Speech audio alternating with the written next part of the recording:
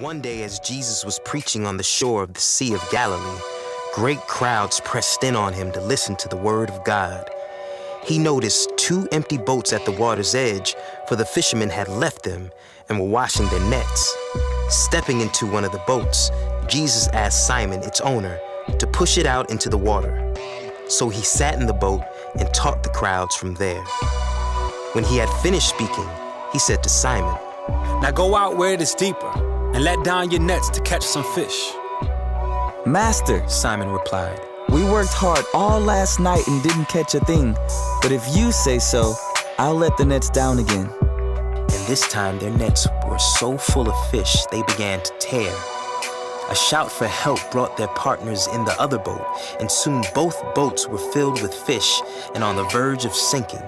When Simon Peter realized what had happened, he fell to his knees before Jesus and said, "Oh, Lord, please leave me. I'm too much of a sinner to be around you." For he was awestruck by the number of fish they had caught, as were the others with him. His partners James and John, the sons of Zebedee, were also amazed. Jesus replied to Simon, "Don't be afraid. From now on, you'll be fishing for people." and as soon as they landed, they left everything and followed Jesus. Hills family, thanks for joining us for this week's online teaching. Last week we jumped back into the Gospel of Luke and we see Jesus doing his first miracles. He's casting out demons, he's healing the sick, and friends are beginning to tell one another. A crowd is gathering around, and Jesus, he's not ready for that yet, so he sets out and he's traveling around the Sea of Galilee. The Sea of Galilee, it's not so much a sea as it is a large lake. It's a substantial size lake, and much of Jesus' ministry happens around the sea. In this particular passage that we're looking at today in Luke chapter 5, it involves boats and fishing, which, where I grew up, we had lots of lakes, a lot more lakes than we have here in Colorado. And I grew up on the water, grew up fishing. We had this small aluminum boat with bench seats. It had this small 9 horsepower engine that was just like, that was its top speed right there. But what I came to learn early on is that sound travels well on water. If you have a calm day and there's not much of a wake, and I mean, you can be far out from shore and you have to be careful what you're talking about because you can hear it all the way across. In fact, if you dropped something in this aluminum boat that we had, it made this loud echo sound, and my dad was like, "Stop scaring the fish away." That's what dads say. We don't want to scare the fish away. And so on this particular occasion, Jesus, the crowds are gathering around it, and the Sea of Galilee, it has different coves along, and along the coves there's like sloping hills along the Sea of Galilee, and it creates natural amphitheaters. Jesus understands how sound works and how these amphitheaters capture sound. And so he's by the sea, the crowds are gathering around, they're pressing in on him, and people in the back, they probably can't hear, and Jesus is having to lift his voice louder and louder. So instead of doing that, there's a couple boats there. Jesus gets into Peter's boat. It's like, "Hey, Peter, can you push out?" So Peter does that, and Jesus is able to teach, and the sound and his voice carries in the amphitheater. It carries well. And when he finishes, he tells Peter to put out his nets again. Now Peter, he is not thrilled about this. I mean, put yourself in Peter's sandals. I imagine he huffs. I don't know if you ever huff when you're frustrated. We feel like we are a family of huffers here at the Culver household. And Peter, at this point, he knows a little bit about Jesus. Jesus has just in the previous scene, has been at Peter's house. So Peter isn't a full-on disciple yet, but he's been in Peter's house. Peter has seen him do a miracle. He's heard Jesus teach. And so far, anytime Jesus teaches, that people they're amazed. They're astounded at the authority of Jesus teaching. And so Peter's heard this teaching. And in this occasion, it doesn't say his teaching was awe-inspiring, but there's no reason to think that it wasn't. But still, Peter, he's a fisherman. It's his livelihood. He's a professional. It's in his blood. Like, he is an expert. I wonder, have you ever been the recipient of unasked for advice? Like, you weren't asking. And what about advice that is unasked for from someone who is not an expert in your field? I imagine, if you've ever been to the doctor's office and you've got it, and I'm sure doctors get this all the time. Like, we search something on Google, we go to the doctor's office, like, doctor, I think I got this, because I searched 5 minutes, and I see the doctor just like, someone not an expert giving you advice. And I just think back, when you received said advice, did you receive it with gratefulness and joy in your heart? No, we don't. We don't receive it like that. So Peter, he's an expert. What does Jesus know about fishing? He is a carpenter's son. But not only that, Peter's tired. He's been up all night. He fished all night. And now he's cleaning his gear. And just because they didn't catch anything doesn't mean there wasn't work to do. It doesn't mean they didn't have to get the seaweed out of the net or mend the nets for holes that have... So he's working, and if he throws the net back out, he's going to have to clean it up all over again. And then he has to go home. And he has to go home. And his wife, no doubt, is going to ask him how it went. And he's going to try to put a positive spin on it. Like, well, we learned what not to do next time. And remember who else is there? His mother-in-law. And I'm just taking some creative liberties here. But the mother-in-law, without even having to say anything, smirks. Is going to smirk back. Look at her daughter and say something like, I told you so. I told you so. This guy can't even... It's like, I'm making that part of... But it could be part of the story. And it seems... The other thing here, and again, this is just some speculation. We know that he was up late. We know that he's already cleaned the nets. Like, those things... We know he doesn't want to go back out. It's daytime. The fish, they didn't usually do as well because they can see reflections, and so they go down into deeper water. They're not as likely to catch fish in the day. Got someone who's not an expert. But then I'm guessing the crowd is still there. And I don't know how far out the deep water is that Jesus says put out into the deep water. But if they fail again, like, that's going to be an embarrassment in front of the entire town, basically. The crowd, they're going to see what a failure that Peter is. And so I'm guessing he is in a foul mood. But I think we can empathize with him a little bit. He reluctantly obeys. He's like, I don't want to. I'm tired. It won't work, but I'll do it. And this has got to be one of the weakest yeses to Jesus I've ever heard. One of the weakest yeses. It's like a bit passive aggressive with a hint of self-righteousness. But he says okay. And you know what happens next. They catch so many fish. They call over a second boat. And the text says that there are so many fish that both boats begin to sink under the weight of the fish. And it's amazing what God can do with a reluctant yes. What God can do with a reluctant yes. Is there something that God has been asking you to do and you've been holding back because you don't feel like you can do it 100%. Like you're not all in, and you think it's a binary kind of thing. Like it's either got to be 100% all in because I'm not fully in it. I can't say yes, or if I did it, it'd be hypocritical to do something half-heartedly, so I'm just not going to do it. I'm not going to do it. And I'm not suggesting that Peter's initial response was the appropriate response, the reluctance.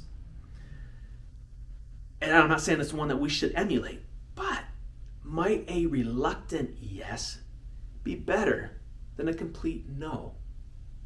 Might a reluctant yes be better than a complete no?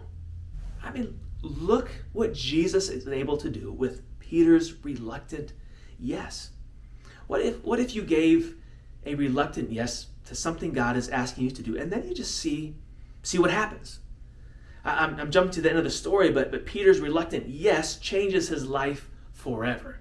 Like, there is no going back after this story. He's never the same. And what if your reluctant yes changes your story? And maybe God's been telling you need to forgive someone, a family member, an old boss who wronged you, a spouse, a former spouse even, and forgiveness. It's not easy. And I think we see forgiveness as minimizing what someone has done to us. And it's not that. But what if you say, my heart's not in it. I'm not ready to forgive. But would you reluctantly say yes? See what happens. Maybe God's been speaking to you about some changes in your finances so that you can be more generous, pulling back in some areas so that you can begin to be generous. But you're not so sure. You're hesitant.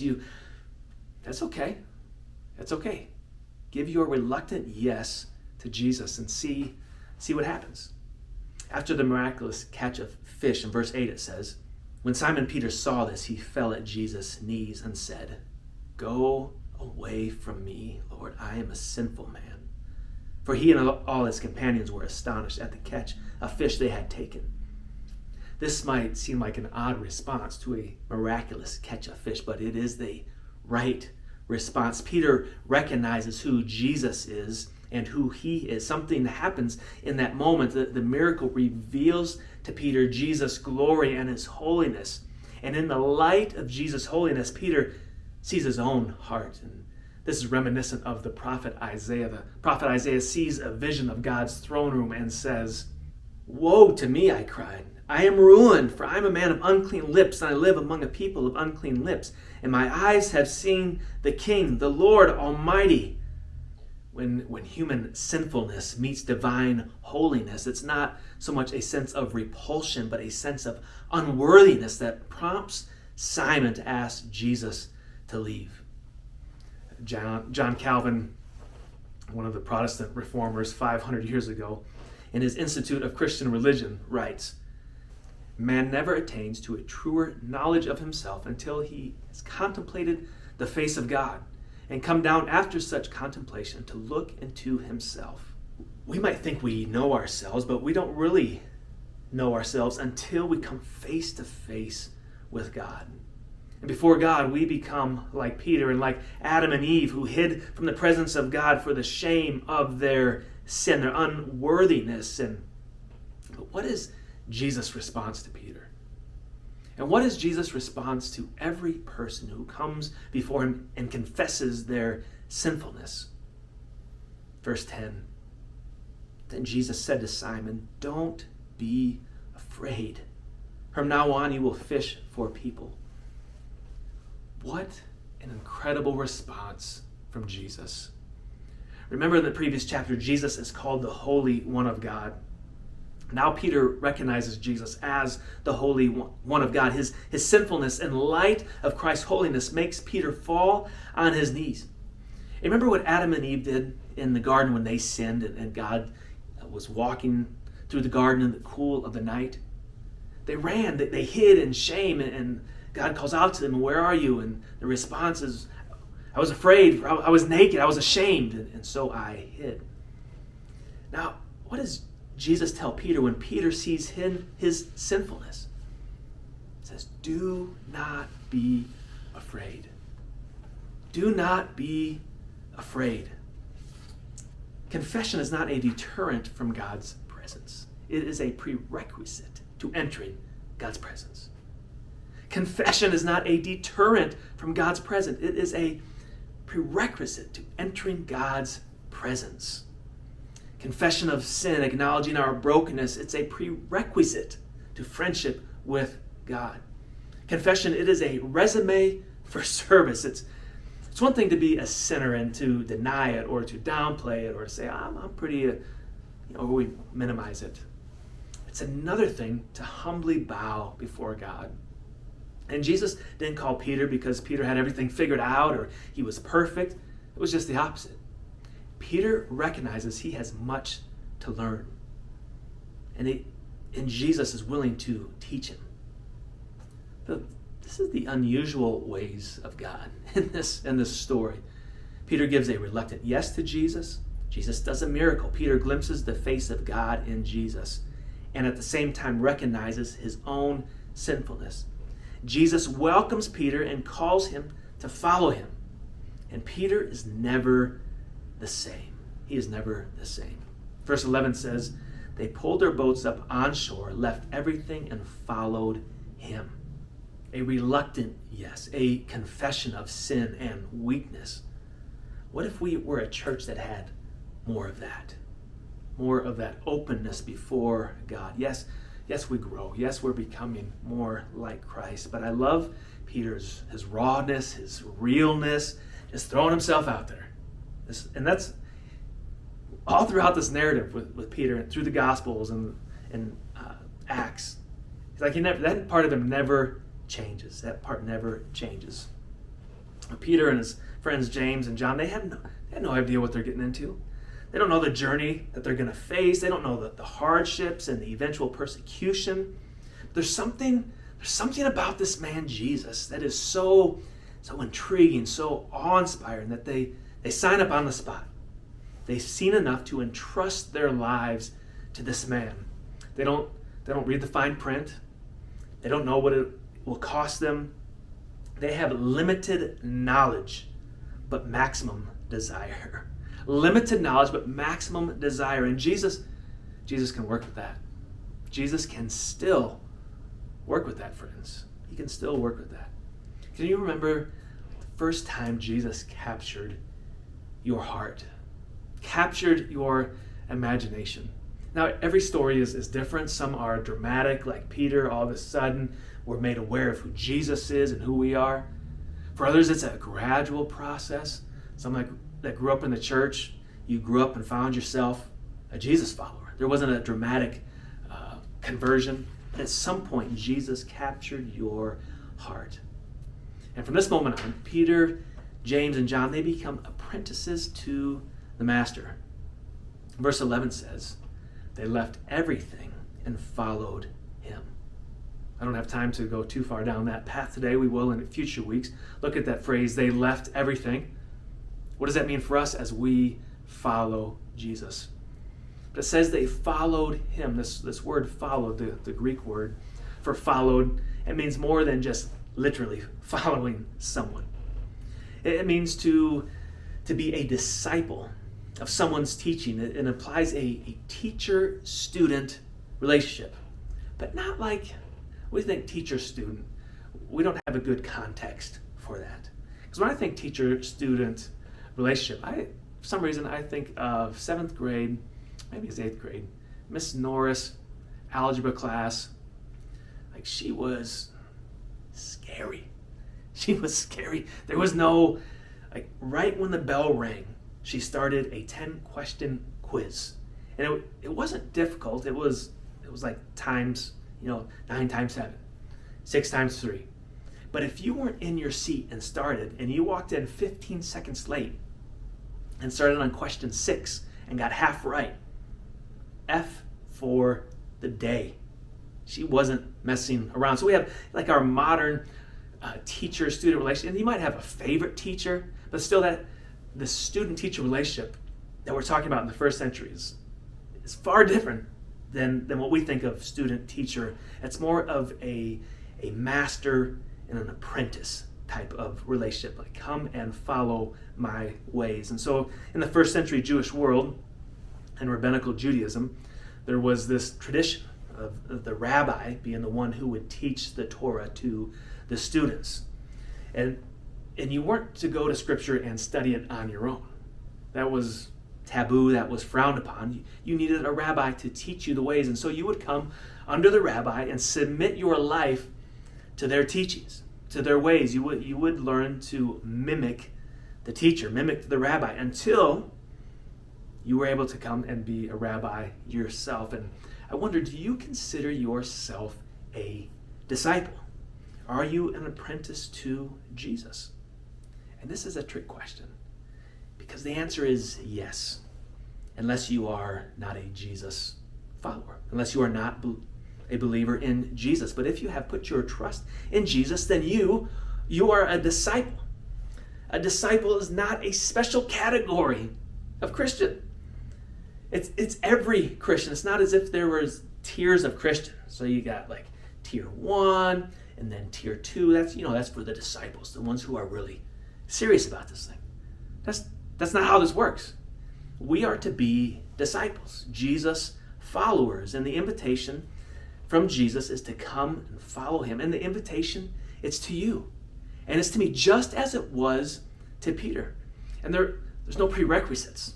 There weren't for Peter. There's no bar exam required, no MCAT, no praxis, just an invitation from Jesus and response from you. I was at a conference this week, and there were close to 5,000 church leaders there. And the main topic of the conference was discipleship, making disciples, being disciples. What does that look like? And there were over 100 sessions, breakout. I couldn't go to all 100 of them, but throughout the day, you could pick from a list of classes to go to. And there were classes like intentional disciple making, count the cost of discipleship, 180 definition of discipleship. Another one, developing a disciple-making culture in a multi-ethnic context. That's one of the ones that I went to. And there's 2 observations from this conference. I learned other things, but like two broad observations.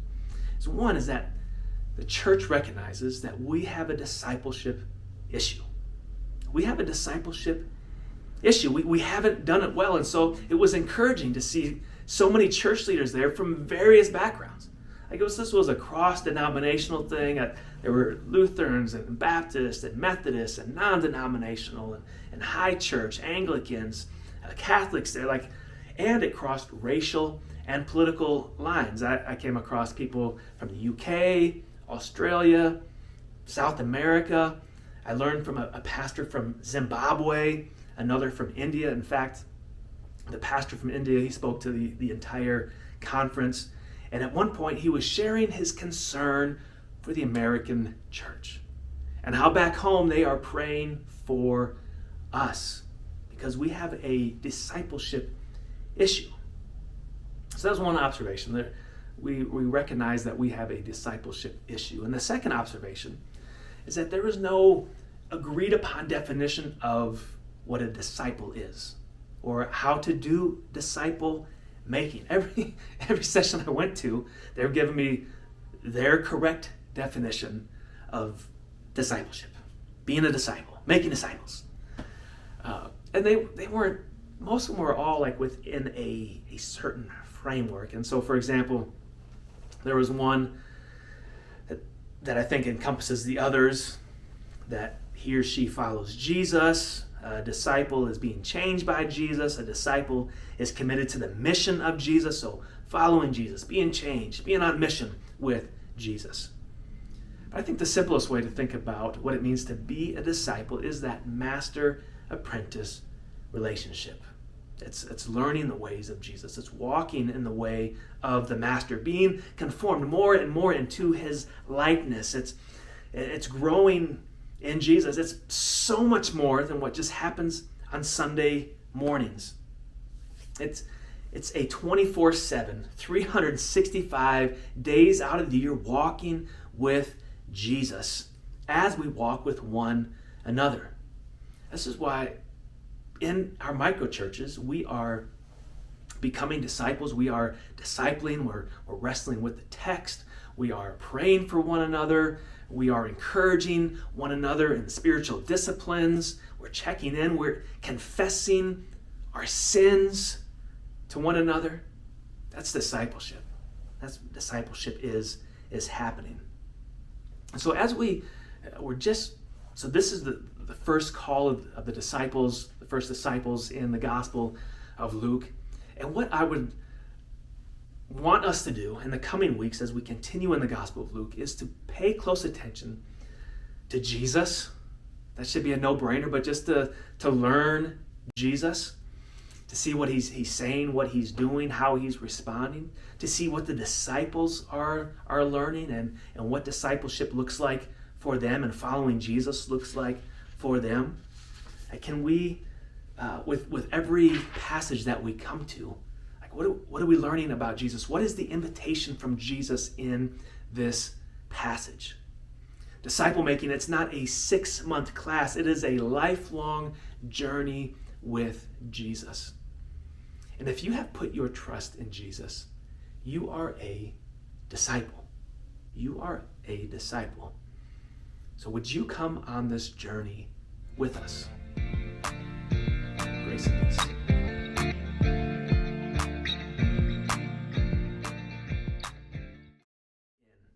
And it's amazing how well sound travels. That's what I'm trying to say. How fast.